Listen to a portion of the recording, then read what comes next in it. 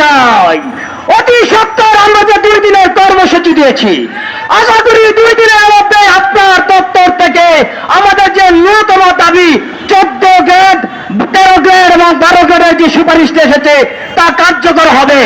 যদি 2 দিনের মধ্যে কার্যকর করতে সক্ষম না হন, সরকারকে বলে দিতে চাই, বাংলাদেশের স্বাস্থ্য সহকারীরা মাঠে নেমেছে, এদের কি আর ঘরে ফিরিয়ে নিতে পারবেন না।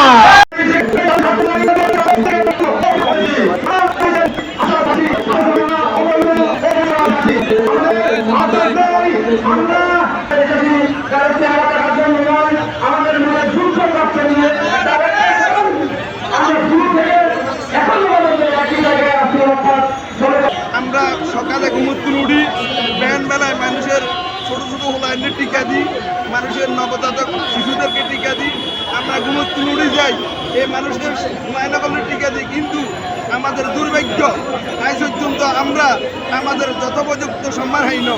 যারা গরু ছাগলের বাচ্চাগুলোর টিকা দেয় এদের সম্মান আছে, তাদের 11তম গ্রেড আছে, কিন্তু আমাদের 16তম গ্রেড।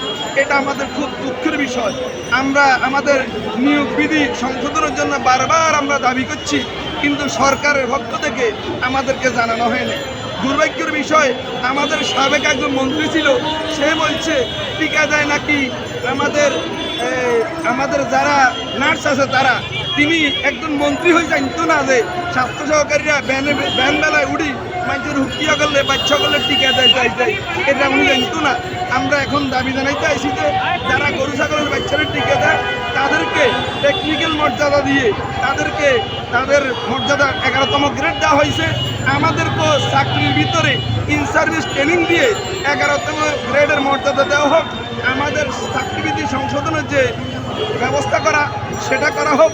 আমাদেরকে এখন আপাতত ছাত্র সহকারীদের 14তম গ্রেড দেওয়া হোক এবং আমাদের ইন সার্ভিস ট্রেনিংয়ের মাধ্যমে 11তম গ্রেডের মর্যাদা দেওয়া, এবং সাথে সাথে আমাদেরকে যেভাবে পিটিআই ট্রেনিং করার পরে শিক্ষকদেরকে গ্রেড বৃদ্ধি পায়, আমাদেরকে ট্রেনিং দেওয়ার সাথে সাথে যেন আমাদের গ্রেডটা উন্নতি হয় এবং যারা আমাদের পদোন্নতি হয় তাদের আগের যে বেতন থাকে ওই বেতন একটাই থাকে, সমান পরিবর্তন হয় না। আমরা চাই প্রত্যেক ধাপে আমাদের যখন পরিবর্তন হবে, আমরা যখন আমাদের পদোন্নতি হবে, সাথে সাথে আমাদের গ্রেডেরও পরিবর্তন হবে। আমরা এটা আমাদের সরকারের কাছে আবেদন।